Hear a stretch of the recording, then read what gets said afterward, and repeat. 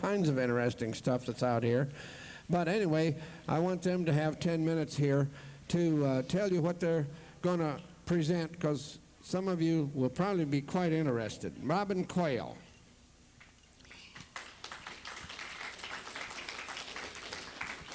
Thank you, Dean. Well, for the last 4 years, I've been going to southern France, the southwest area of France, to a mysterious little village called Rennes-le-Château. And it's a tiny village, only 28 people live there. And it's the subject of a book that was made famous about 10 years ago called Holy Blood, Holy Grail. Now there are probably at least 100 books in the U.S. published about this subject. And in France, there are just hundreds of books. But this is a place that has had a great importance throughout history.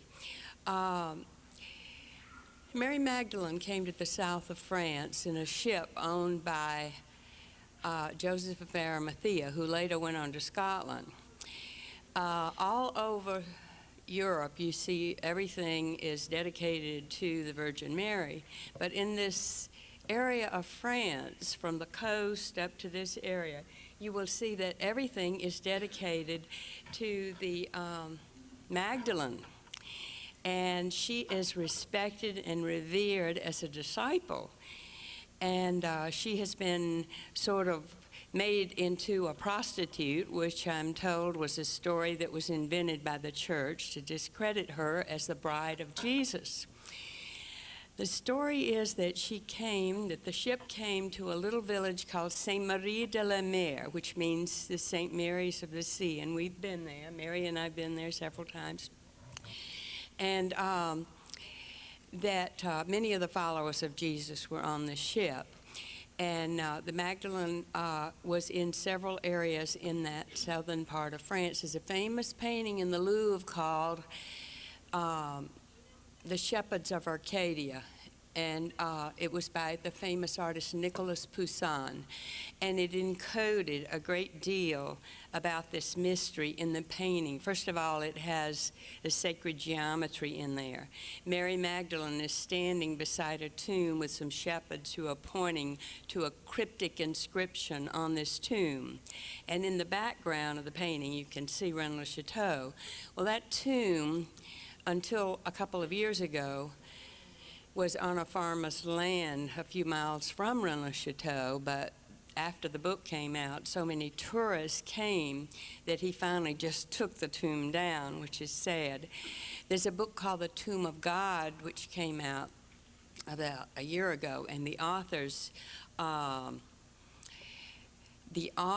that book requested permission from the French government to dig at a place called Pescardou, which is a mountain quite close to Rennes-le-Château, for the tomb of God, or the tomb of Jesus.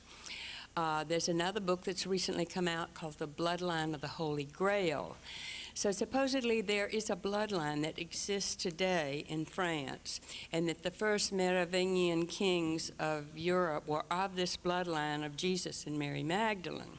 There's a great deal encoded in history about this bloodline.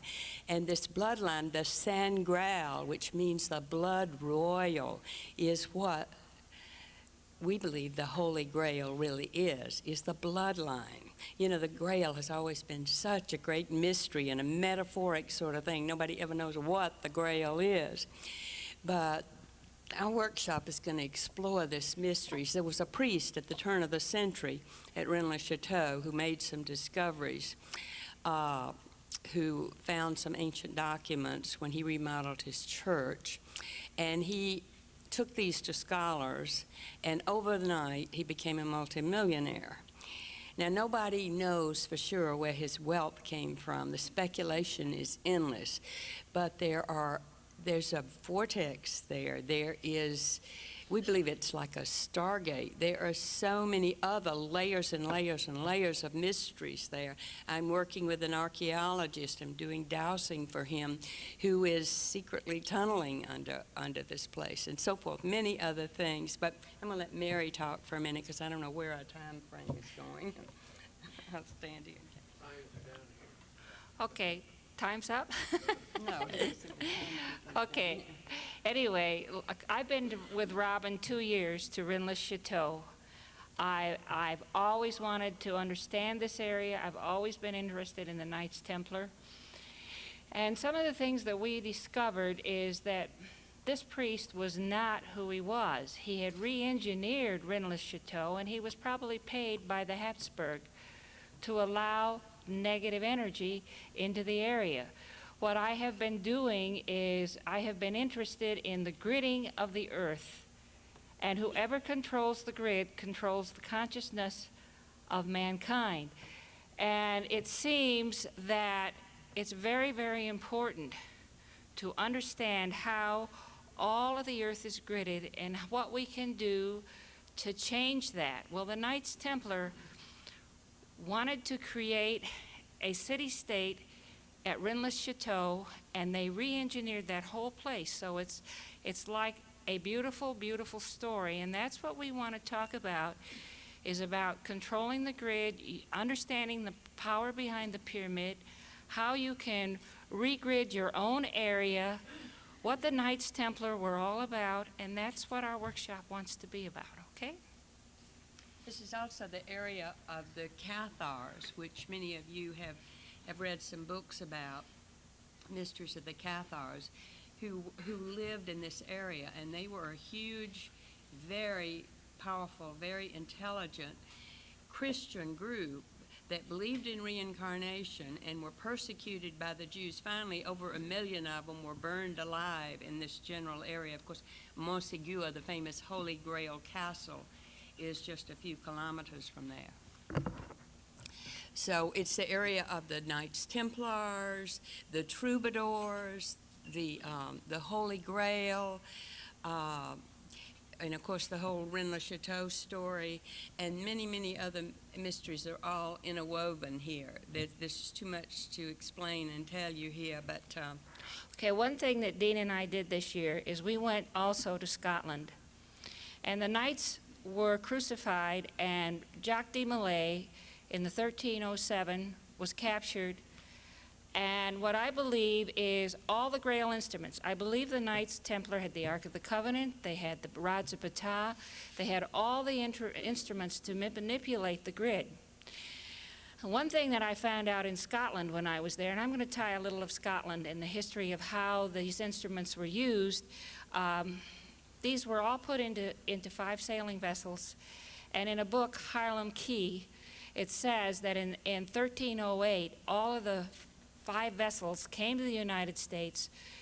They re-engineered the United States, and I'm going to tell you some fascinating history that might be involved in that. I don't know, but the founder of Freemasonry was Sinclair. He also financed Henry Lincoln, who spent 13 years trying to figure out the mysteries of Rennes Chateau. That's a small village up there where all these mysteries happened, where the Knights Templar wanted to build reorganize their center. But anyway, we also went to Roslyn Chapel, and Roslyn Chapel is where Sinclair, before Columbus went to the United States, brought all the instruments of the Grail back to Scotland and buried them under Roslyn Chapel. And all that history is in the book Harlem Key, which I found when I was in Scotland. So all of this information is fascinating, and I'm sure we'll have just a small group of people, but I really want to just bring in your information, put this information together, because I've talked to a lot of you people that are here, and I've heard some fascinating things about how the CIA is in control of changing the RNA and DNA of groups of people. It's all very fascinating, and I would just like to kind of put all of this mystery together in some way, and that's why I wanted to come. Robin wants. Robin, go ahead. I just want to say one thing, that we have a trip to France again. We take a group once a year, and so in the middle of May we have a group, and there's flyers on my table over there. Mary and I both have a table right over there. If you're interested in going to France with us and exploring some of these mysteries, it's more fascinating each time we go, believe me. What we did this year is David Icke came and talked. And the last afternoon, up in a garden between Mary Magdalene Church and the old House of Alchemy, around a medicine wheel, we danced all afternoon. And Lord Michael came to us when we went to Mount Serrat, a mission in Spain, and thanked us for undoing the gridding that was done up there by this priest and reorganizing this area so that light could come back into this area. And I have all of that written down, so if any of you want to come back and get a paper, Holy Grid, Holy Grail, I'll be glad to give you that information. Thank you. Our time is up. Okay. Thank you. All right, thank you very much, ladies. Thank you very much, Mary and Robin. I want to share with you now something I feel that I should. And I want to tell you a little bit about what I feel is a win-win, a potential win-win situation for anybody who cares to participate. I want to introduce to you who are not familiar with it the subject of, or the organization called Greater Ministries International of Tampa, Florida. Greater Ministries has a tremendous program where they support somewhere around 80 or 90 or so missionaries scattered around the globe. They feed people similar to a Skid Row mission. They have church services there regularly with an auditorium that will hold 700 or 1,000 people. They have regular church services. They have ministers in charge of that.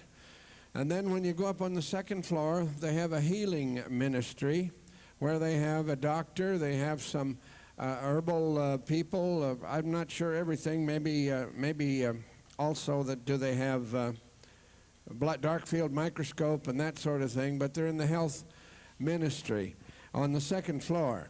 Third floor, I don't know. David will be able to answer that if there is something there. But on the fourth floor, they have their financial ministry, believing that gifting is a gift or is a precept that's taught by God, and he will explain a little bit about that. This is a gifting program, and please remember to use the word gift. There is not an investing. Please don't use the word investment, even though I think people will think in those terms. And you then can gift money into Greater Ministries International and help their program around the globe. They feel then that, and they used to have it called the Double Your Blessing program, and then some legal mumbo jumbo came up and they had to change the name. But then they feel, due to some things that they do, that they can re-gift back to you or to the person who gifted to them. And the way it has worked, and it's worked for me since September of 1995, over 2.5 years. And there are a few people in the audience that I've told about it who have also entered into the program, and they are receiving it the same way.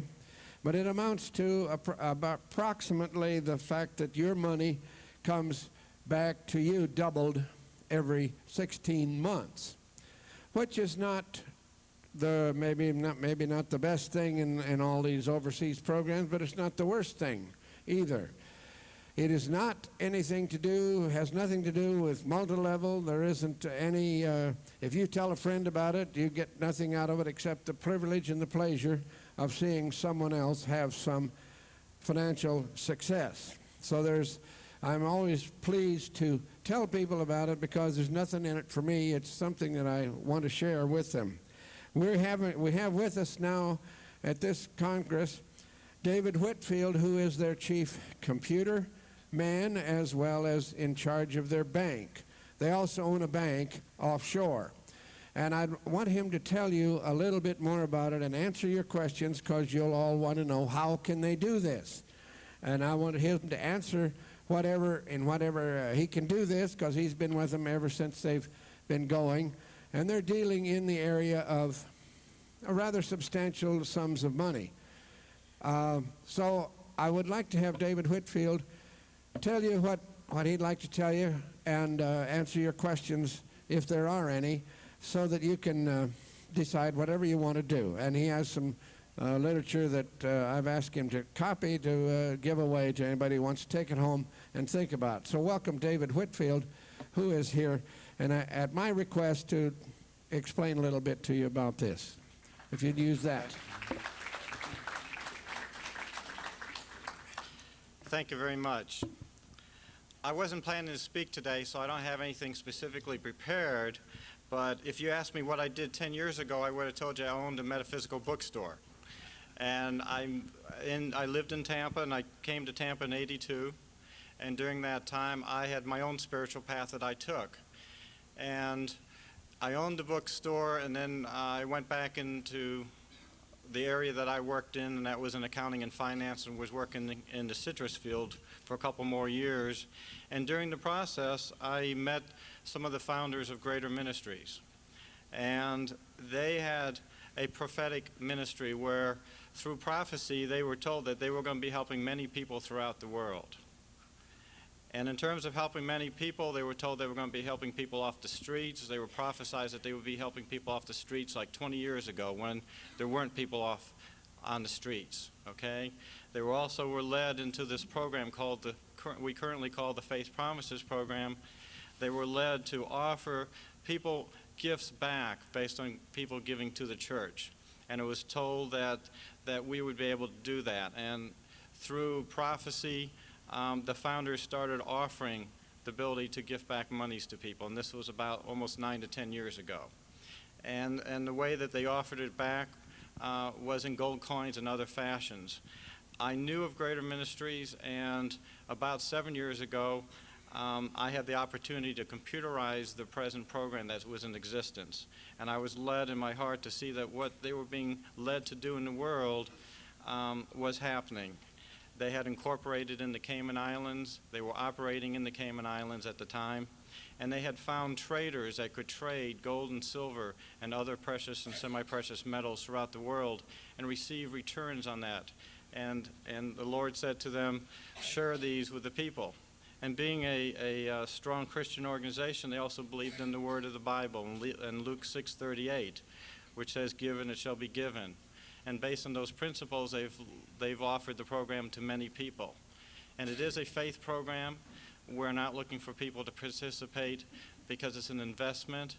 We want people to feel that in their hearts that as it's given to the church, it'll be given back to you. And so we don't solicit anybody in the program. We don't, we'll share about it. We'll share what our ministry is about. But basically, we're here to help people. As the years went by with the program, to give you an idea, last year alone, we probably gifted back over $120 million to people. We're in basically every state in this country and 16 other countries. As it grew, we got involved with our missionaries, and we have over 70 missionaries worldwide. And these missionaries have led us to other sources, and we actually have the rights to over 200 gold mines in Africa. And so beyond the trading that took place in the Cayman Islands, the church got into international currencies and other areas. And we don't know where it's going to be all led to. We don't sit there and try to figure it out. But we have started minting our own gold coins as a reserve to build up within the ministry, and we also offer that to people. To give you a little understanding how the gifting program works, the minimum gift is $250 to Greater Ministries. And the way that it was set up is that for $250, we will gift you back $50 a month for 10 months, and you'll receive back $500 as a gift. That's the simplicity of the program. When we started 7 years ago, everybody had to wait 16 months to see their first gift. So beyond those people participating, we had to also believe that this was going to happen. We had no idea what we were able to do, and it's continued to grow since then. So 6 to 7 years ago, everybody had to wait 7 months to get their first gift back of, say, $50 if they put $250 into the program. What we've changed that to be is in the last 5 years, depending on how many gifts you have in the program, if somebody had put in $5,000 into the program, we have now so that that $5,000 could be equal to, because our smallest denomination was $250, it could be equal to 40 gifts, and half of those gifts can start gifting out now. So a person could be receiving $450 a month after they come into the gifting program, and by the 7th month receive additional gifts on the ones that weren't gifting out. We don't make any claims. To give you a little idea, we had the State Control's Office wanted to regulate us because they felt we were selling securities. And so that went to court and went into the Middle District Court here in Florida, and it went with a ruling, and the judge looked at it and said, Greater doesn't make any promises. It doesn't do anything to guarantee anything, and we rely on a higher supreme being to do that. And they ruled in our favor and said, you can continue offering the gifting program. Okay? Some of the features we've done in terms of the program is, as were mentioned, you can take your gifts and put them back into the program. And instead of waiting 16 months to receive back double back from Greater in terms of gifts, your program can grow to double within 12 months instead. And so over the years, many people have been able to help their communities, their churches. I have a lady who put in, a year and a half ago, she put in $200,000 in the program, currently has $500,000 in the program as it's grown, and as she receives a gift, she gives 10% to her community. So every month she is contributing $5,000 in Lancaster to her community. So we have seen this program help many people financially in many ways. In terms of what Greater is also doing beyond the program, we did start a program back in '91 to help people off the streets. We find sponsors in the community. In the Tampa Bay area, we've had George Steinbrenner as a sponsor of the Yankee Stadium during the time of the baseball season, and they'll use these people off the street and give a donation to Greater.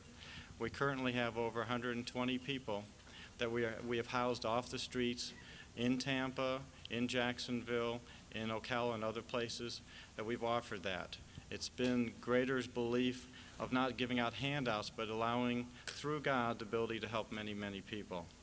In terms of our missionaries, the ones that we support basically are in different countries that they were already currently doing the work in those countries, and we've provided financial support to them.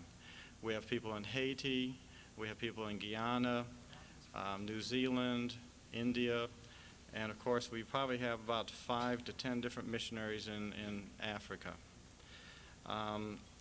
As a church, we are very small inside, that we are a non-denominational church. We're open to, we don't believe in dogma. I guess that's the easiest way to put it. And as a church, we're not looking to build a large church because that was not our purpose. But it's been our purpose to help as many people financially and help people off the streets. We are going to be building some senior care units. We have operations. We just shipped down some supplies down to Grenada to help people down there. People are probably unaware, but in some of these other countries, you see people on the surface, but when you go inland into the countries, you'd be devastated. What you actually find is the living conditions of these countries. And so Greater is looking to help as many countries financially as they can. Thank you.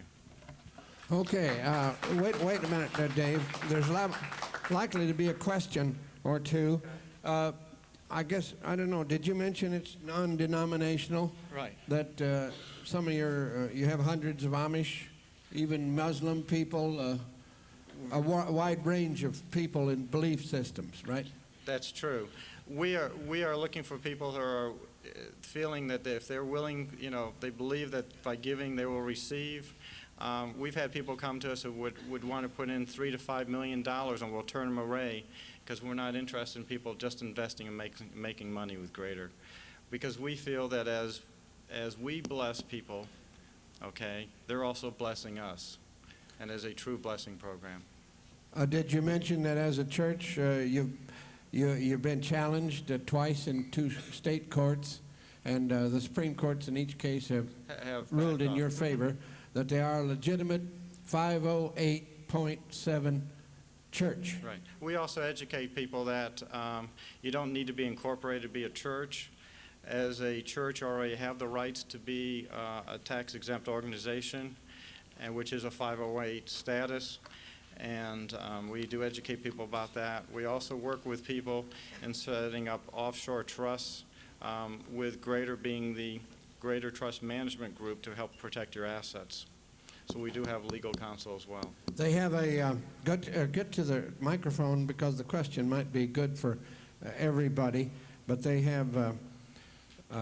we just bought a hotel in Ocala called the Ritz Hotel from the mayor.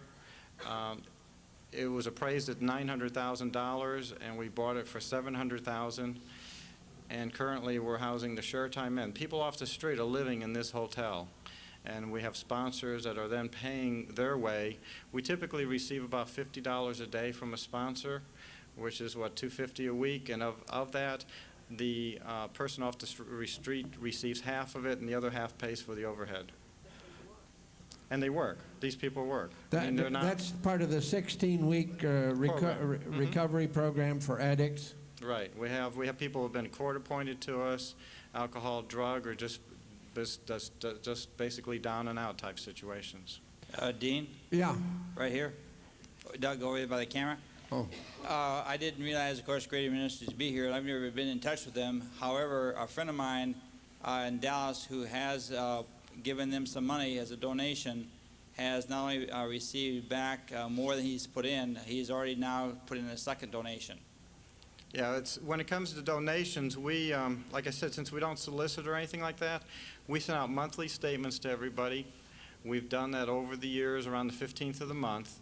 And whatever people give is what we receive. We don't contact these people in any manner except send them a statement. Their monthly computer programs are extremely detailed, so you know exactly where you stand. Some of the people that may be in the room that I know that are also can answer your questions about how it's been for them, I'll mention them in a minute, but first there's a question. Yes, could you give us some sense of how the system of return works? How can you do this? How do we do this? Yes, Well, we wouldn't be able to do it without God's help, I would say that. The founder was just as skeptic as anybody else in terms of providing the gifts. It started initially through our ability to buy and sell gold from the Cayman Islands throughout the world. There's people who have reserves. It's no different than if you were buying and selling pork bellies or whatever. There's people who are looking to sell gold in big lots, and those lots can be sitting with a certificate of ownership, and you're changing hands of that ownership. And we've been able to, the minimum trades were $100,000, and we've always been able to sell it at a price higher than what we bought it for. Thanks very much. Okay. In addition to that, we started, through our gold mines, we started minting our own gold coins, and we also refine gold and sell it off. Our ability to buy gold, raw gold, is about $100 to $150 an ounce. So you can see that in many ways we've been able to provide other returns. And they're, okay, go ahead with the question. Do you have a telephone number? Well, what I have back, where Chris Beeman is back and right almost straight back from me, I have a bunch of packets that I made just beforehand that people can pick up the information. It does have my phone number. They can be in touch with me that way. Yeah, I asked him to get some extra copies of the information here that you can take home with you and pray about it, do whatever you'd like, of course, and follow from there. But he's copied them off this afternoon at my request. They're just straight back to the table where Chris Beeman is in the program as well. She's holding up her hand there, and you can talk to her. Is Clarence Robbins in the room? He's in it too. You are you? Mm-hmm. Okay. Actually, there's people that probably other people Is it don't Don? know. Les. Oh, Bill. Bill, all right. Bill, he's in it. So are some others. I was trying to think of somebody else that is a member of ours that's in it. A few of my friends that I shared it with, and I do it from time to time when led. But it's something that has a win-win situation because their program is rather extensive, and they've been doing it for 5 years? No, totally they've been doing this for 9 years. 9 years. The way the program has been, it's been exactly like this for 6. I'll take 1 second more. There is just one simple form for gifting. It doesn't matter if it's your first gift or it's your second or third. And I'll read you what it says. It says, "Dear ones, it's my desire to give a donation to the Greater Ministries International Church. As a person donating into the ministry, I realize there are no guarantees implied and only the promise involved in the promise God gives in His Word. It is my belief that Luke 6:38 teaches, 'Give, and it shall be given unto you. Good measure, pressed down, shaken together, and running over, shall men give into your bosom.' I accept the teachings of Jesus Christ in Luke 6:38 and believe that God will prosper His church and His people, and I'm acting in faith that I will receive in the manner and spirit it is given." And that's basically all you're writing or you're doing when you're giving to Greater Ministries. There's no promise. Remember, there's no guarantee or any form that is given to you that will guarantee you'll have the money back. If you don't believe in the gifting program, then you shouldn't do it. It's a gift from you, and from them, it's a gift back. Also, for tax consequences, since it's a gift to you from the church, there is no taxes to be paid on it. It's tax-free. You know the situation as far as gifting is concerned. Somebody always asks, what about the taxes? When you get a gift, it's up to you to decide if you want to declare it. But there is no tax implications But to it. if you get a gift, you know there isn't. Right. Nothing to read. Well, if you had a gift, if you give a gift to someone, that's a situation for yourself and your own self to do. For an individual, anything over $10,000 needs to be claimed, but for a church, they can give as much as they want. If they limited us, they would have to limit the many other churches that are helping their people. Any other questions?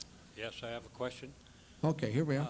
In view of apparently your favorable opportunities to purchase gold, do you ever resell gold to your members, and if so, in what quantities?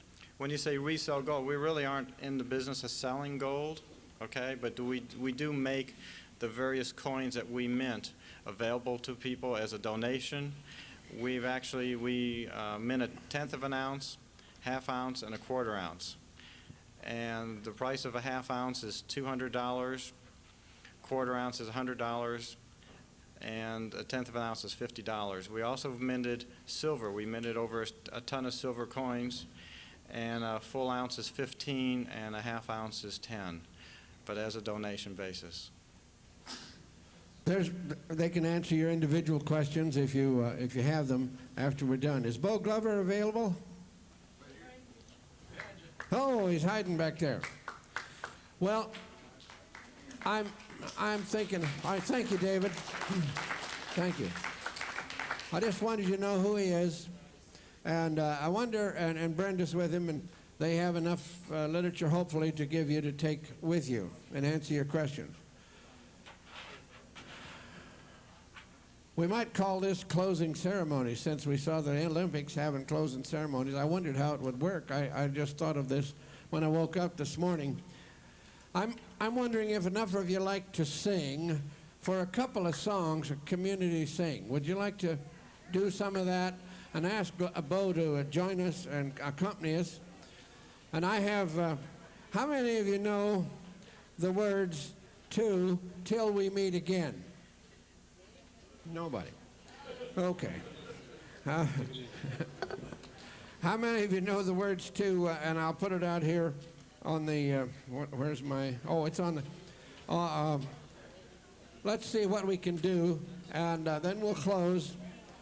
And it's up to you tonight to to decide what you want to do from here. We've enjoyed having you here. We've enjoyed being here. Now we trust and we hope that you have too. Thank you. Thank you. All right. If you like to sing community, I'd like to, let's beat out old Fred Waring and his Pennsylvanians who used to be. Now this song, is it known to anyone out here? If you're the proper vintage, you'll know it. Okay. All right, here's the way it goes. With someone like you, a friend good and true, I'd like to leave it all behind and go and find some place that's known to God alone, just the spot to call our own. We'll find perfect peace. Where's my flipper? Where's that perfect peace? That's the way it goes. We'll find perfect peace where joys will never see. Oh, somewhere in the West, and let the rest of the world go by. We're going to try it once more, like Mitch, this is a different one. Mitch Miller always, huh? No, that's the one here. All right, are you game for one more time? With someone like you, a friend good and true, I'd like to leave it all behind and go and find some place that's known to God alone, just the spot to call our own. We'll find perfect rest somewhere out in the West, and let the rest of the world go by. Oh, well, you do pretty good for starters. Now, what's that? Oh, she knows everything over there, too. Yeah. Here's one more, just one more that I thought maybe some of you know, but I see some of you are not of the right vintage. Do you know Till We Meet Again? Yeah? You do? Okay. Let's do that then. Smile a while, we kiss the sad adieu. When the clouds roll by, I'll come to you. Then the skies will be more blue. Down in Lover's Lane, my darling, wedding bells will ring so merrily. Every tear will be a memory, so wait and pray each night for me till we meet again. Well, let's do one more and then that's it. All right. Smile a while, we kiss the sad adieu. Roll by, I'll come to you.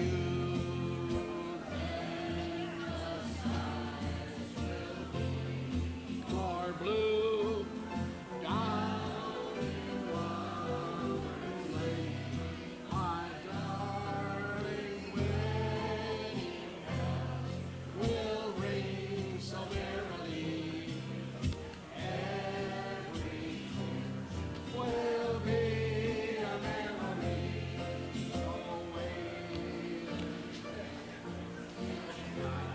For me, till we meet again. I'm sorry. Well, it appealed to about 5% of you anyway. Thank you very much.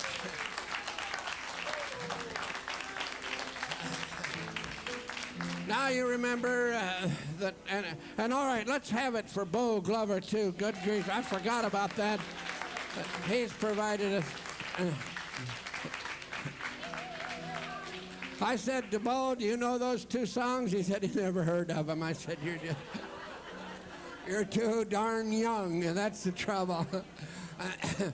You can tell your vintage by what songs you know.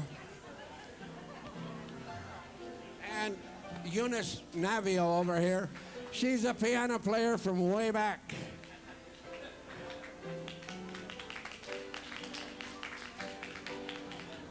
There's lots of other songs if you want to group around her.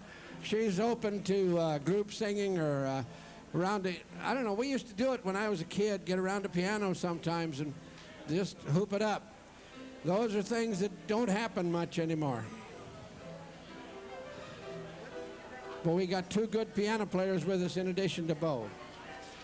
All right, workshops tonight, tomorrow and tomorrow afternoon.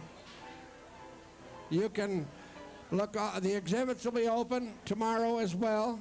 So help yourselves, do whatever you're going to do, get your tapes and all that stuff. And we hope to see you again in Denver, August 20 to 24, on the back of your program. Thank you. Okay, Dean, you want to introduce our program? Dean? You want to introduce our next program? If you, sure. Okay, do you want to do it or should I? Oh, no, you go ahead. Okay. You're more familiar. Folks, I'm Doug Millar, and Dean has allowed me to come before you during the dinner break, all right? Some of you heard me this morning. I gave away $40 worth of books and reports on CIA torture of children, CIA mind control projects, all right? And I know that the people in the back there probably don't hear this message, but we will be having 2 victims of CIA torture and mind control, one an assassin, speaking with me during the next hour and a half. They're both victims of the MK Ultra, which was investigated by the United States Senate, and a report came out in August 3rd of 1977, and we'll show you how to get a free copy of a 100-page U.S. Senate report if you'll stick around for this meeting now. Or if you want to go get a bite to eat and bring it back here, then you can catch at least half the presentation, because we'll be going here until about 6:30 when the next program starts here, all right? Now, my name is Doug Millar, and some of you may recall the kidnapped, torture, and murder of Polly Klaas, the little 12-year-old girl in California. Here's a book, Who Killed Polly?, written by Frank Spiring. Now, before that book came out, a book came out with Polly Klaas's photograph on the cover, The Murder of America's Child, subtitle, The Crime That Broke Our Hearts, a photograph of Polly on the cover. I'm from that county, and her kidnap occurred 1.5 years after I started investigating CIA involvement in Satanism, mind control, and torture of children. You've already heard Bryce Taylor talk about what she's been through. That's her pseudonym. I know her real name. We've known each other for over 2 years now. And she's had the courage now to tell you that her novel that she wrote, which is called Starshine, is her life story. Now, she's expected to be back here pretty soon. She's taking a little nap right now because she's doing a workshop tonight. But what I'm telling you is that Bryce is a victim not only of CIA sex slavery, but many more things that she hasn't had an opportunity to go into in detail in 1 hour here. And I encourage you all to catch her workshop this evening, and we'll talk a little bit more about that. She'll be doing it with Ted Gunderson, Chip Tatum, as well as Barbara Hartwell, another victim of a CIA mind control, all right? Now, I'm going to start back at the beginning here and kind of take one layer of the onion off at a time for you, because we have so much to share with you after almost 6 years of full-time investigations. But I want to give you a little background on how I got involved in this weird investigation of violent crimes against children by the CIA. I've been studying the Council on Foreign Relations since 1964, when I bought a book, The Invisible Government, by Dan Smoot, former head of the FBI's Washington, D.C. division right under J. Edgar Hoover. And Smoot left the FBI to write that book because during World War II, he was investigating American Nazism. And he found that the Nazis in America had threads and financing from people in New York. And three of them, actually many of them, were in New York, but there were three important people that were reported also by a former member of the Communist Party USA's National Board of Directors. And when she realized what was going on, she quit being a communist, and she decided to expose the Communist Party. Now, the interesting threads are that the American Nazi Party and the Communist Party USA were being financed by some of the same people, wealthy American military-industrial complex people, because they make money off of wars. And their goal, as you've heard from other speakers here, is not to have freedom of war under the UN, is to have slavery under the UN with a one-party, one-world dictatorship. And so what he did is he left the FBI to write this book, and he said that he was just shocked to learn this and felt like the American public needed to know the truth about the Council on Foreign Relations. That whole book, The Invisible Government, is by and about the Council on Foreign Relations and their subversion of our country, forcing us into the United Nations and their conquest of the world. Because if you have a police state, a world government is strong enough to keep the peace, you also have a one world government strong enough to create a dictatorship. So with that knowledge and background, I always figured that someday I'd be a full-time investigator exposing the Council on Foreign Relations, but I never considered that they were involved in Satanism as a practice or Lucifer worship, which I now understand that they do, and I'll explain that to you a little later. But what I learned was that it was so bizarre that I always figured, well, Satan controls their minds, but surely they don't realize that. Well, coming from Polyclasses County, we found out that many of them come there to do satanic events, and many of them are involved in Lucifer worship. And so it seemed like the Lord kind of put me in that spot because of my background and my knowledge of studying these issues for almost 30 years. And in 1964, like I said, I bought that book. 1965, I started reading about the John Birch Society. In 1966, of all things, 666, I joined the John Birch Society in Anchorage, Alaska. And many of us did that night. Dennis, who was running for the United States Senate, did. A man who was running for the state Senate, C.R. Lewis, who became the national chairman of the John Birch Society because he poured his life savings in to try and save our nation from slavery under the UN. C.R. Lewis is still the honor chairman emeritus of the Birch Society. I left it after 16 years. I left it in '82 when I moved to Santa Rosa, California, which is in the county where Polly Klaas was kidnapped, tortured, and murdered just 11 years later. Now, Ted Gunderson spoke in Polly's hometown twice before I met him. Coming to our San Francisco North Bay, to try and give you an idea of where Santa Rosa is in perspective with California, because I'm sure most of you have never been to California, but I'm sure that many of you have. You all know where the San Francisco is. Well, Santa Rosa is 1 hour north of the Golden Gate Bridge in the wine country. It's the most rural of the 6 counties in the Bay Area, and Luther Burbank moved there from out of state because he said it was God's chosen garden spot of the world. It's not only is the most rural and everything. Barbara, come on up. Anytime. Sure. Love to have you up here. So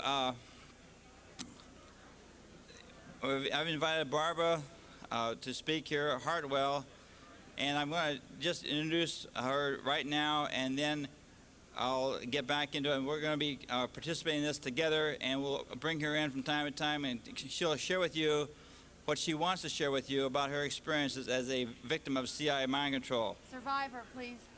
Right, thank you. Survivor, Right. not victim. Right, you. no longer a victim, now a survivor. It's a very important distinction, I apologize. They're real pleased to be able to tell you that they've survived it, and there's many of them around the country now exposing the CIA. As you heard, Barbara, I was just telling a little background on how I got involved in this interesting field and such a bizarre thing. And Barbara, have you ever been to Bohemian Grove, or do you know where Bohemian Grove is? No, I really don't know anything about that. That's not what I was involved in. Okay, why don't you tell them a little bit about MK Ultra from your perspective, and tell them what you were involved in and what you are now exposing. Okay. One of the things I was involved in, it's known in a broader sense as the Phoenix Project. It's sort of an offshoot of MK Ultra, as they all are.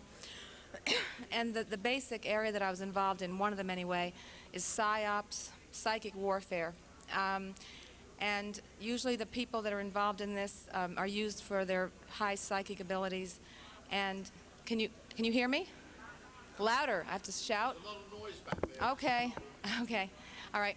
I do want to say that there's a psychotronic element of this as well, which I feel is really important to state, because right here at the conference this weekend, we have had agents, government agents here with little black boxes, and a number of people here have been hit with these devices. And they turn up almost everywhere I go. Not me personally, but just at these type of conferences. And it is a way that they do keep control. A lot of these devices involve the use of microwaves. I don't know if anyone has heard about this or knows anything about this.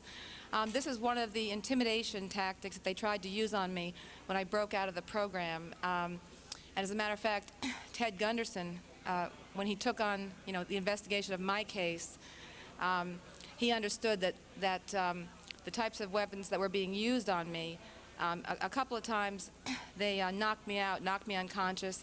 Sometimes they induced nausea, extreme nausea, severe migraine-type headaches, vomiting, even projectile vomiting, horrible symptoms. And in some of these attacks, on 4 occasions of these attacks, I nearly died. And was saved at the last minute by what I can only call a spiritual measure, divine intervention. It's very difficult for me to talk about this kind of stuff because of the fact that my programming, which was placed into me, I had suicide programming, just like Bryce Taylor did. They would threaten to kill my loved ones if I spoke, even if I remembered some of this stuff. But, and I have not recovered my full memory by a long stretch of the imagination. It comes back piece by piece, so I don't remember everything that has happened. But there is a real hard time for me to speak in public about these subjects, because the more I speak out, the more they tend to harass me. So it's different types of harassment. It's also having surveillance vans parked, for instance, across the street from your home, being followed. They've even utilized SWAT teams in some of my situations.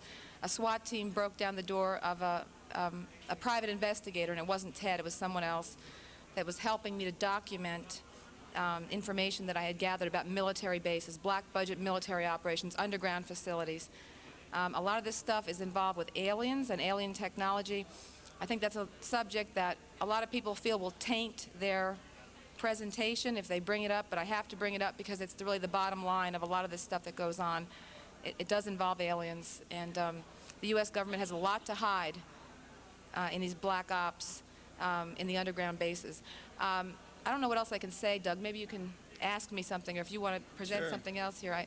Okay, well, we'll have to use the same mic here, but here is a report from the United States Senate and U.S. House joint hearings issued, I mentioned earlier, but I didn't show it to them, August 3rd, 1977, and it's entitled Project MK Ultra, the CIA's Program of Research and Behavior Modification.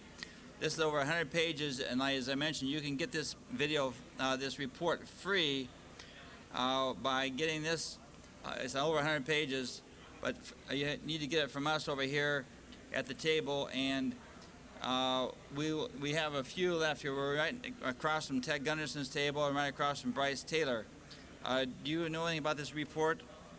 I haven't read the report yet, Doug. I do want to say something, though, about the, this black ops and the CIA stuff, is that what I found out over the past 4 years, really since I've broke my programming, was that a lot of us that are involved in these black budget CIA projects come from what we call like CIA families, and that's true of me. I'm not going to mention any names, but my family is filled with CIA and military intelligence on both sides of my family. And unfortunately, it is, I'll say this, it's very controversial, but it is a genetic thing. The CIA is filled with genetically engineered people. It goes back to Hitler and the, the OSS, the beginning of the CIA, the Nazi agents, Project Paperclip. When the OSS sort of ended and the CIA began around 1947, I believe, is that correct? 1947. The core of the CIA was formed by expatriate, if you want to call, Nazi officers, Nazi scientists. And the genetic engineering is still going on today, just the way it was in Nazi Germany. It's the same mentality, same basic people, same stuff, different decade. It's still going on.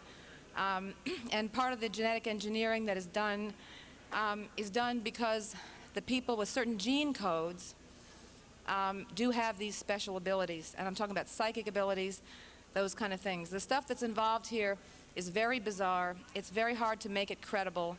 And it's real hard to collect evidence on it. And that's what I'm trying to do now. So it's the type of thing when you hear it spoken about, you have to evaluate the credibility of the person speaking on your own. And you have to decide, in my heart, do I believe this person is telling the truth? Or you have to do your own research. And I encourage everybody to do their own research, because you can't take it from me or anybody else that says something is going on. These types of reports are not easy to come across, and usually there's not any specific information about the type of stuff that I'm talking about. It's very hard to come by. With regard to the Phoenix project or program, would you give them, those watching the video that have not heard the speakers here, a little background on what that was involved? Or is it still operating today? Yes, it's still operating today. I really am not an expert by any stretch of the imagination on the Phoenix project. I just happen to be able to identify that as being the project that I was under. And the reason for this is because I discovered through my memories and through corroboration from other witnesses that I was involved in something called the Montauk Project. I don't know if anyone's heard of that. Al Bielek has a lot of information over there on the Montauk Project. In any case, this was sort of an offshoot. There's two offshoots that I know of. One of them involved Vietnam and the assassin program. But the type of stuff that I was involved in was mostly to do with the genetic engineering. It was to do with the psyops, the psychic warfare. It had to do with time travel and interdimensional, parallel universes, whatever you want to describe it as. The U.S. government has the technology to, so they think, to conquer time and space. But they cannot develop the technology to conquer the spirit, and that's what they're lacking here. And that's the only reason that we're not going to lose this battle, because it's really a power of our own spirit that will overcome all this. And that's what I really feel, that we always have free will, and they don't have a chance in hell of winning. I believe the whole outcome, it's been given to me that the outcome is predestined, and it's God's outcome, it's not their outcome, with their technology and all their power and control. And that's why I'm not afraid to speak out, because I've had enough of these people, and to last me a lifetime. And they really need to be exposed for what they're doing.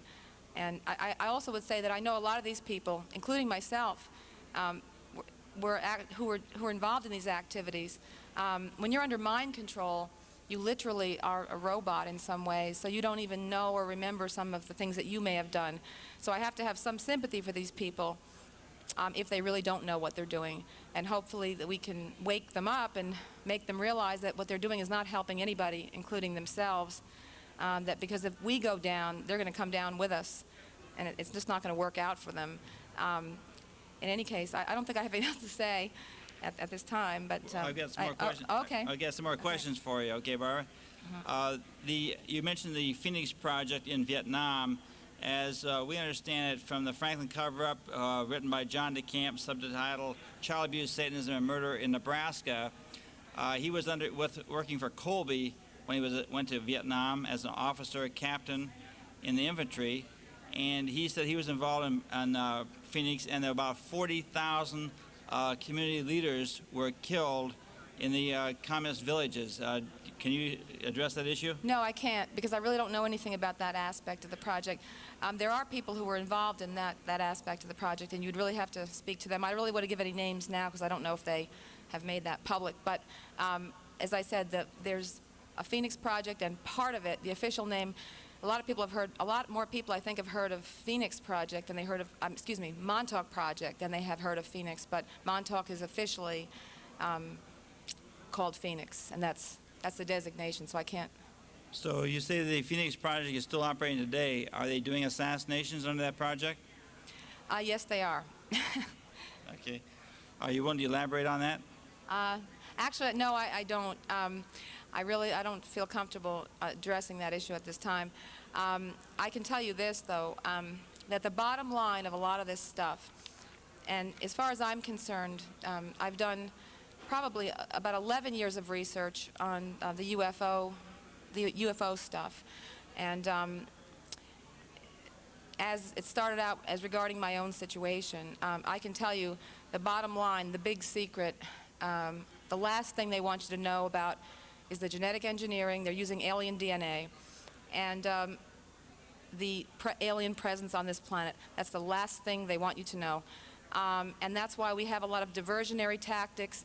All this stuff, in my opinion anyway, all this stuff that's happening, a lot of it is a diversionary tactic. The Larry Harris incident, for instance, they know that this stuff is about to hit the fan here, and they know I've got the information. A bunch of us have the information, and they're trying to create distractions so that we can't get the information out, but it's not going to work.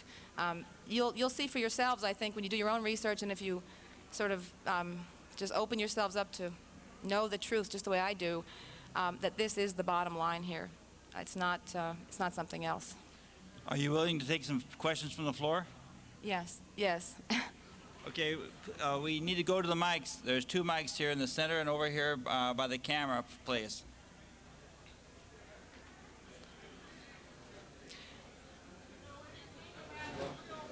Purpose for HARP? HARP? Yeah. I'm not an expert on HARP. Can you hear me? Define it first. Pardon me? Let's define HARP? HARP first. I think it's High Frequency Auroral something research project. I don't even know what whatever. No, I really don't know too much about HARP. I do believe from the other researchers that I've spoken to that the real reason for HARP is mind control, and also controlling the grid of the planet, the energy grid of the planet. And like I said, I'm not well versed on that particular project. I do want to mention that at 6:30, I'm going to be giving a workshop with Ted Gunderson and Bryce Taylor, and we will be addressing some of these issues about the mind control and psychotronic technology and the alien stuff.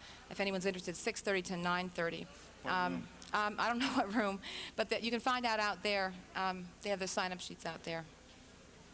Okay, let's address the HARP just a little bit more. I grew up in Anchorage, Alaska. I'm going to step down. 35 years? I don't know HARP. Okay. I don't know HARP. 35 years. Well, how about more questions, though? Are you willing? Okay. I'll just make it real brief, Barbara. Okay. I grew up in Anchorage, Alaska. Went back for a 40th year high school reunion, and HARP was in the papers up there. And this was, like I say, in June of '94. It actually started in '93. The story started there, but it wasn't heard about in the lower 48, we call them, or the South 48, for a couple years later when Nick Bege's son, or a former congressman, a Democrat, a ultra-liberal Democrat that I met in a Democrat luncheon in 63, before he ran for office in 64. Eventually became a state senator and then a congressman. He was flying in Alaska running for re-election with Hale Boggs, Hale Boggs was a congressman. He was Speaker of the House, and he was the only person on the Warren Commission who refused to sign the report. He's also never went back from Alaska because the plane went down. It was reported that two of the people were seen in and they were being communicated with, but they never went out with a rescue team to get them in time. And I don't think that's a coincidence. If you understand that what has happened to scores and scores of people surrounding the Kennedy assassination, they died mysteriously, accidents, suicides, you name it, just disappeared. But now, with regard to HARP, I just want to mention just a little bit more about that. You see, the congressman's sons, and I believe has a daughter too, they grew up understanding conspiracies because they lost their father, and they understood that no, the truth never came out about why they lost their father. And so Dr. Nick Begich Jr. Co-authored the book with a lady named Manning, Angels Don't Play This Harp. I have one copy back there, but most of my information is not on HARP, it's on what they're doing to children, because you see, this is the Achilles heel of the New World Order. As I mentioned this morning, when the mothers and the sisters and the grandmothers of America find out that the CIA is torturing children in our country, you'll see the same thing happen there that happened in Belgium in October, mid-October of '96. I'm sure many of you will remember on the news, and in fact the Las Vegas Review-Journal had 2 color pictures on the front page the next morning, because Belgians, they had 300,000 people in the streets. Why? It was on a Sunday because they found out that their government was covering up a satanic cult that was kidnapping, torturing, and murdering children. Now, no one wants to think the CIA has a division doing this, but as you just heard from Barbara, she's been involved and a victim of CIA torture and mind control herself, and she knows exactly. Okay, thank you. Thank you. Survivor. Got to get that victim out of my vocabulary. Victim is the past tense. Right. Past tense. Right. She's now out of it and no longer obviously a victim of it. Well, As a survivor, I'm still being hit, but you're still being accessed. terminology is very important. Right. I can understand because it's positive. You're a survivor and you're exposing what you went through. Well, so HARP not only changes your weather, as we've experienced some wild flooding through the Midwest, as you recall, 2 years ago, and many other natural disasters that cannot be explained any other way. All right. Now, we can go on and on about HARP, but I just want to say that you've just seen the tip of the iceberg. When they start using HARP as they plan to, and they can do, they can zap this city, they can zap this, right. They can zap this county, they can zap this state, they can zap this nation, they can zap the entire globe at one time with the frequencies they want to. They can hit this area with cancer, they can hit another area with bad weather, as I mentioned. The weather is happening, El Nino, all right? I can assure you this is not just some natural phenomenon that's happening, or it wasn't just unleashed upon us by God. It was unleashed on us, many of us believe, by HARP, all right? And we've got to get the truth out. But please do. Yeah, for anyone interested in the exotic technology, exotic weaponry, HARP, and weather control, the person to speak to or get his videos is Bob Fletcher. And Bob Fletcher spoke with me at the 1997 Denver Global Sciences Congress, and he was able to back up a lot of my testimony. A lot of the things that I talked about then, my topic was government harassment at that time, the different ways in which I'd been harassed after breaking out of the CIA program. And he was able to back me up and say, yes, the technology that she talked about is this. And he's got the documentation. I don't have it. He also knows a great deal about how this technology works. And I would advise anybody that's interested in it to contact Bob Fletcher. I'm sure that Dean Stonier can tell you how to get in touch with him, or I'm sure there's someone here at one of the tables that can give you access to get his literature. So those of you who do not know who Bob Fletcher is, I just want to mention briefly that he was the public relations director for the militia of Montana for several years after having the CIA buy his company here in Florida and then using his stuffed animal company to smuggle things in and out of our country, primarily drugs. Now, Bob Fletcher took a tour of America exposing HARP and the use of microwave harassment and technology. He got back home in suburbs of Hollywood, and as I recall, it was November, or it was sometime in '96, in the fall or winter of '96, and I was with him in his home and with his wife and a friend in December of '96, and he showed us the X-ray of what happened to him. He said that he mentioned to his wife, "Isn't it interesting that we have a helicopter serenading us to sleep tonight?" Well, the third night, he mentioned it each night, he just thought, it was a kind of a coincidence. The helicopter had to be flying over their home. Well, the third night, he went to sleep, and he awakened with two people in white, dressed in white, treating him in his bed, and he was virtually almost gagging and suffocating on his own vomit because he had been hit with microwave through their yes, it was a seizure too. I mean, it was unbelievable what he went through because he didn't know about it, of course, what he was going through, but his wife had called the 911 to get help for him.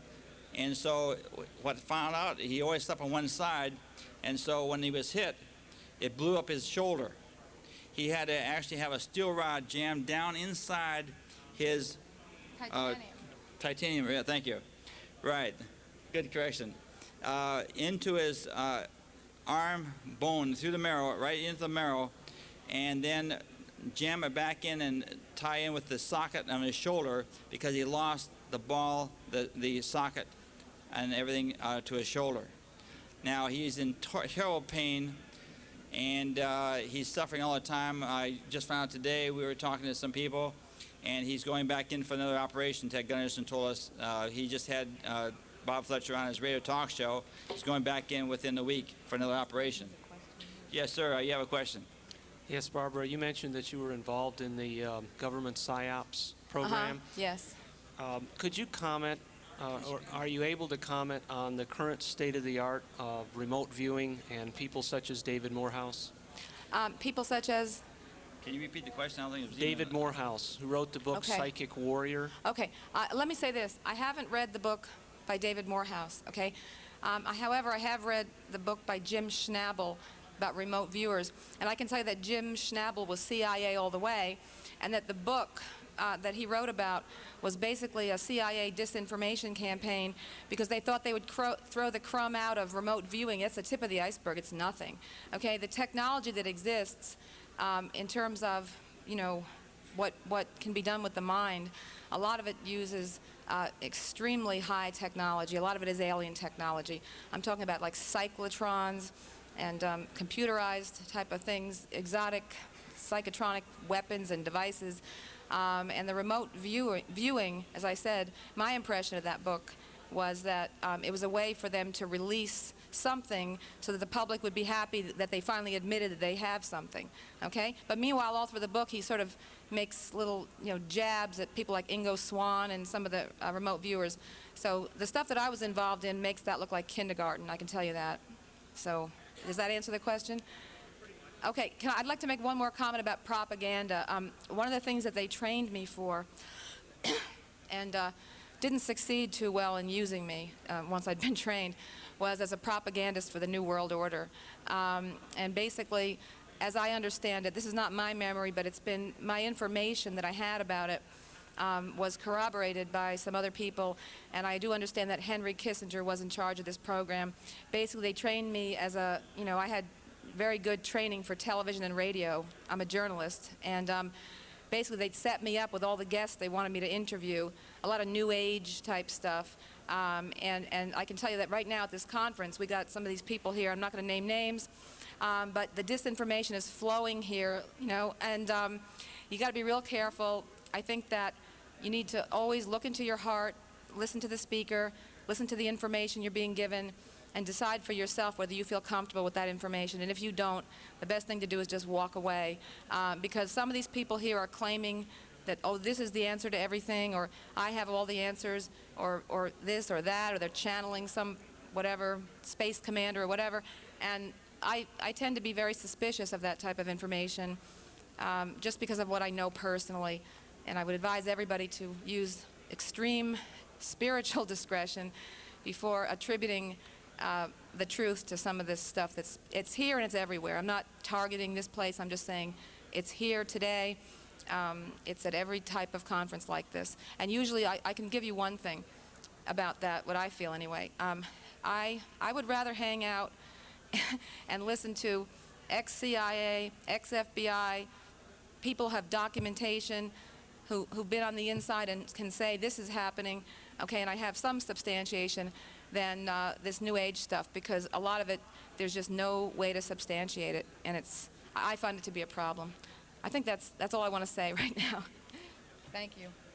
Okay, going to take a break, huh? Okay, Barbara, thank you very much. Let's give her a hand, okay?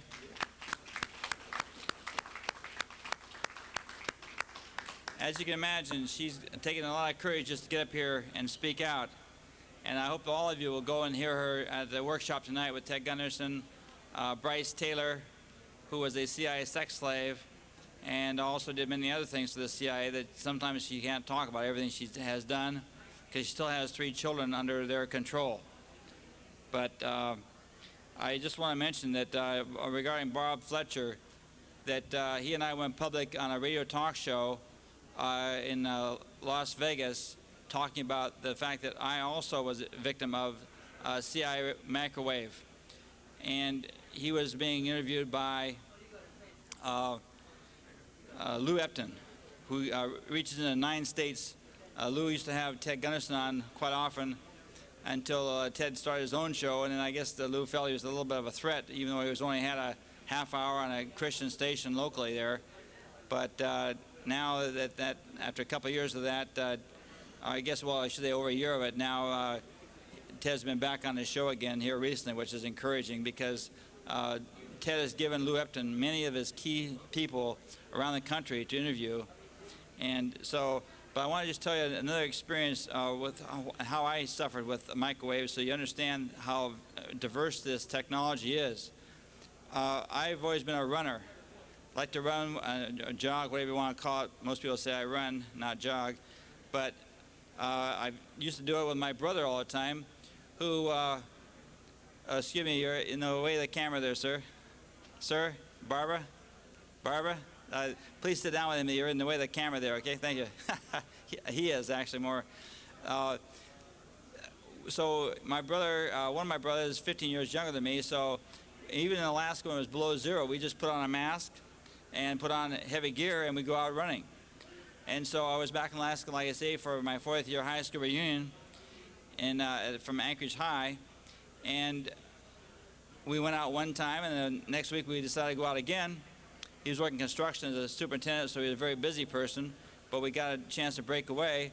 And I ran less than 100 feet from his home, and all of a sudden I said, I've lost all my energy. I ran to the end of the block, and the second block was downhill almost this steep. I just barely went down the bottom of the hill. I said, I can't even run flat ground anymore. I can't even hardly run down the hill. I'm going to walk back. I could hardly walk back up that hill to get back to the house. I was never able to run again after that experience.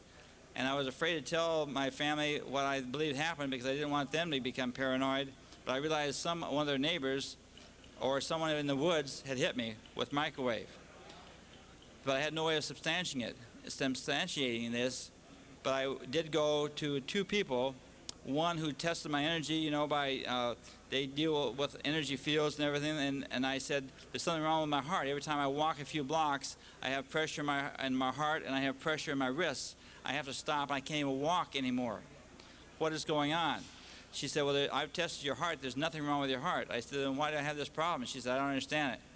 So I went into a hospital for a checkup, and they gave me all the testing you can give for a person for a heart with heart problems, and they came back and said, there's nothing wrong with your heart. And yet I could not do anything. And then now I'm talking about, I had been going at this point for about almost a year and a half and still having trouble. So just before I met with Bob Fletcher, I found a chiropractor who understood energy fields and what they call, in his profession, submarine waves. In other words, low-frequency waves, and he tested my body for those, and he said, I can see exactly what happened to your body. And so he adjusted my body just by touching me in places as I stood there. I didn't take my clothes off or anything. And the next day, I was able to go out and walk for the first time. I walked a whole mile without stopping. Now, you think that doesn't sound like much of a feat, but to me, it changed my life, after having suffered this a year and a half earlier. Now I've started jogging occasionally, a few blocks at a time, and I'm starting to slowly get back into it. But I used to do the 6-mile runs when I was in my about 50. All right, actually I was in my early 50s when I did a couple runs, and I never ran more than a mile in my life until that time. So I was working up, and to think now I can't even do anything is pretty frustrating. So the point is microwave, and in case you're wondering, well, what else can they do with microwave, we have a report over at the table, and the report is put out by the Association of National Security Alumni. I don't happen to have it here, but I would encourage you to take a look at it, because in the cover letter, these retired intelligence, which means not just CIA and FBI intelligence, but obviously military intelligence divisions, people came out and they built this association. They stated in the cover letter, signed by a lady named Julian someone, and she says, is it just a coincidence that the people that we've tested here, most of them experienced this microwave harassment and this mind control harassment since the first president of America, who was ex-CIA director, was inaugurated as president. And as you know, we've only had one. They're talking about George Bush, all right? And so there's a lot of good people out there, both retired and still active in different branches of military intelligence, feeding information out to people like Gunderson. And if you remember, of course, what happened to William Colby.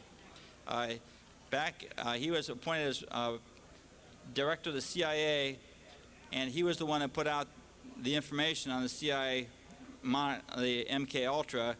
He gave the U.S. Senate and House so much information that he went out of favor with a lot of people in the CIA and military intelligence, because he was exposing their torture of people and then more information that the hearing was actually requesting. Now, Colby was in charge of the Phoenix Project when they killed almost 40,000 leaders in Vietnam.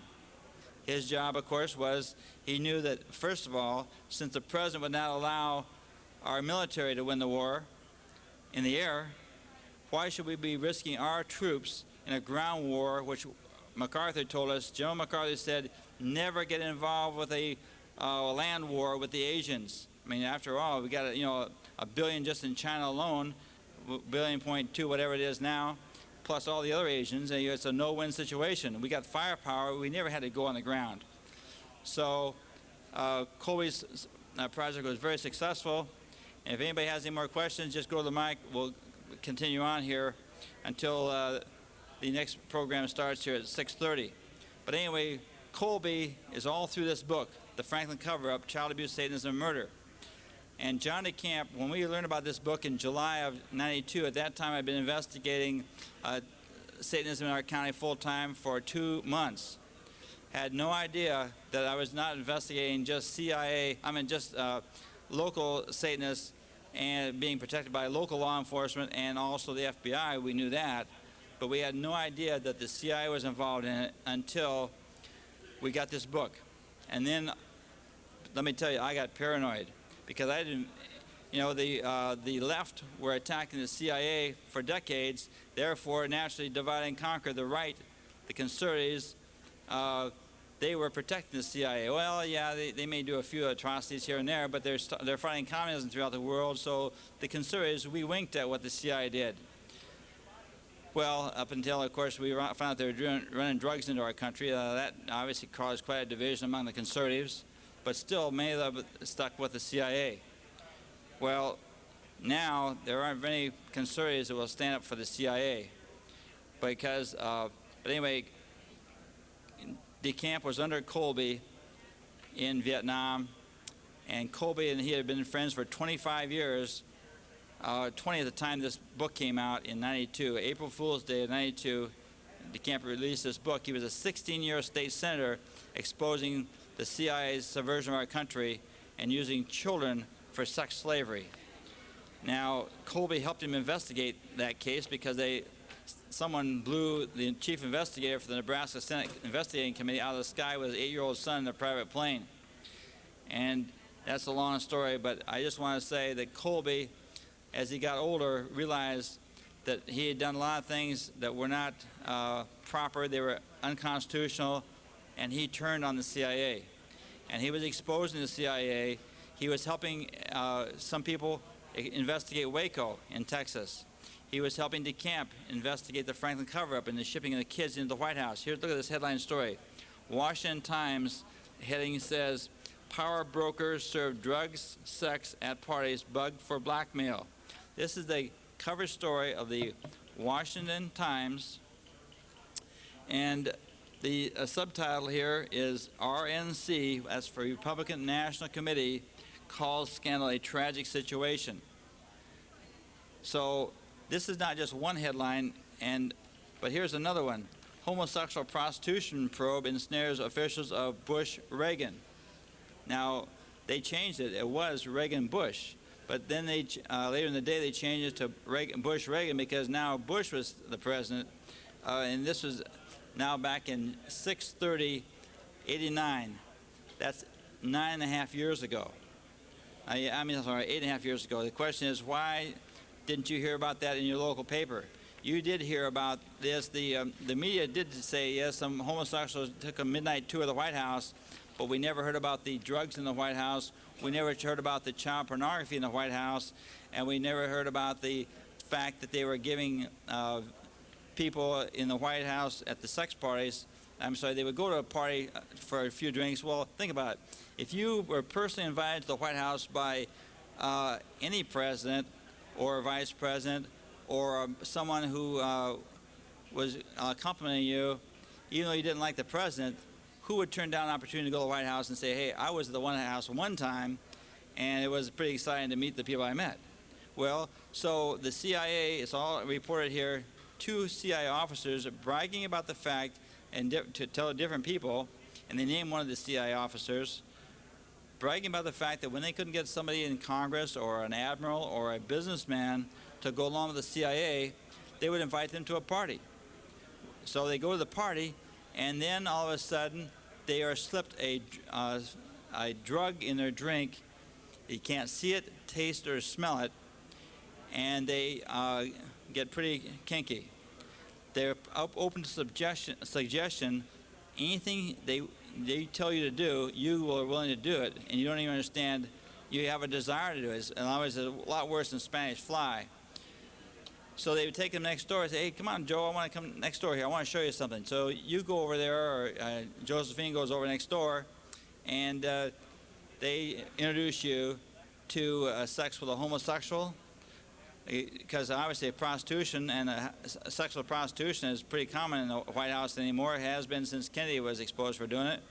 But the fact is that, think about it, if you were filmed having sex with a child, whether it was male or female, you are blackmailed and compromised for life. Now, Chick Tatum, he talked about the fact that it's called the voodoo drug, unofficially, but it's got some weird name. I'm going to try and pronounce it. But I asked him, I said, Chip, this is 2 nights ago when we first got here. I said, Chip, since you were using this drug to compromise people, and of course, you know, Chip acknowledges he was a CIA assassin, but he also filmed people, gave them a drink, and then they filmed these people having sex with, you know, people to compromise. And I say people, it was adults sometimes, it was children sometimes, you name it. And so it's in Chip's report called the Pegasus File. I encourage you all to get his videos. You need, and also his books, because here is a credible person, 25 years working for the CIA, exposing the CIA's subversion of our country. And when you bring in all these people together, you see we all have pieces of the puzzle. I just happened to be there in Polyclasses County where the Bohemian Grove crowd came in and they do human sacrifices in front of an owl on satanic holidays. Now, we were able to get that story published but it was published 2.5 months before Polly Klaas was kidnapped, tortured, and murdered. So do you think that was all a coincidence? Well, just in case you might think it is, I want to give you some more evidence on why Polly is a victim of the CIA.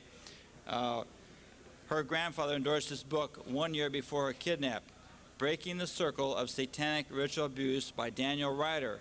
Now, Ryder used a pseudonym to protect himself because he was a victim of Satanism, just like our speaker here, Barbara Hartwell, was the victim of Satanism from her own family and pedophilia.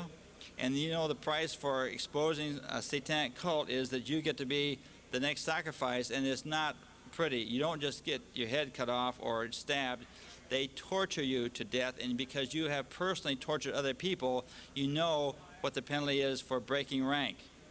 Now, praise God, there's so many people breaking rank now, they're having a hard time killing off all of them, but I can assure you they're killing off quite a few, and Colby's an example of it. But I want to read to you, before I get into more on Colby, I want to read to you what Polly Klaas's grandfather, endorsing this book, stated about this book 1 year before her kidnap. Referring to this book, he says, it casts courageous light on the darkest, most evil illness of all. It offers recovery from child abuse so terrifying and unthinkable that its shocked for life victims can't remember what evils ail them without this kind of help. Now, why would they go after Polly instead of the author? Well, first of all, they didn't know who the author was because he used a pseudonym, but also because he had written a book, The 12 Steps to Happiness, Staying Clean. He was recognized as an authority by AA nationwide. He traveled all over the nation and all over the world speaking for AA. So you see, when you take out somebody like that and his family, if you killed Grandpa Joe Klaas, so we lose another soldier in the war. You start killing our kids, and all of a sudden, not just that family is intimidated, not just the people in that city, that state, nationwide people exposing these scum are intimidated.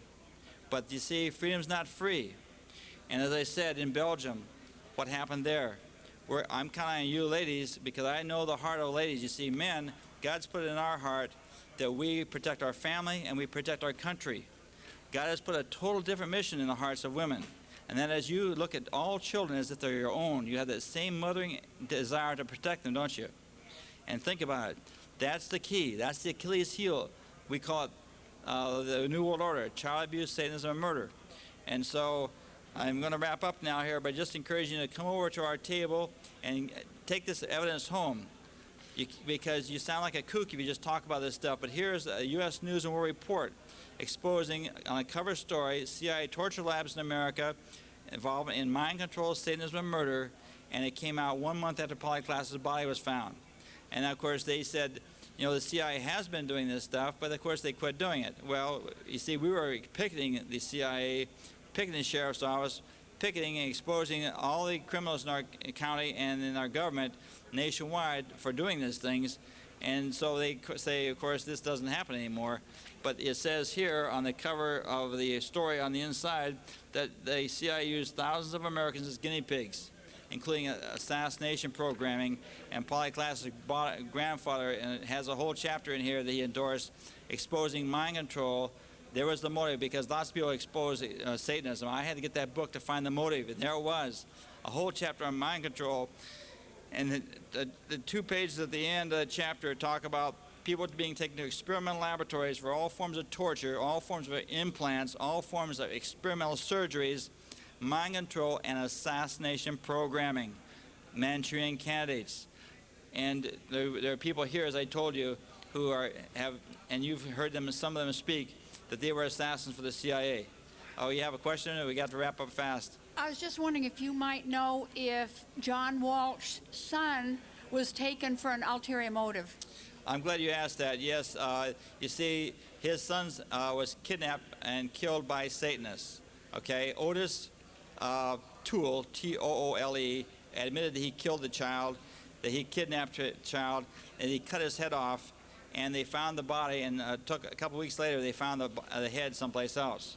And he confessed the whole thing, and yet it was covered up, and they never even tried him for having confessed to killing Walsh's son. All right? It's that, once again, the Satanists in our country, for the most part, are protected when they do human sacrifices. And Henry Lee Lucas was with Toole, and Lucas confessed to over 200 satanic killings. He was only tried for a few. They never investigated the Satanism, and they were protected because, you see, they were running with some of the leaders of our country who were involved in Satanism. These were the mavericks, the street people, the throwaways. Yes, they occasionally get prosecuted, but you see, the Satanism never came up in the trials. So we got to wrap up. Good to see you. Please come on over to the table. I've got some free stuff for you on the Masons and about their involved in Lucifer worship. I'll give you some documentation on it. And they are one of the key problems we have in our country, is that the 33rd degree Masons, most of them are involved in Lucifer worship, and that's why we can't take our country back without the ladies in the streets. Thank you.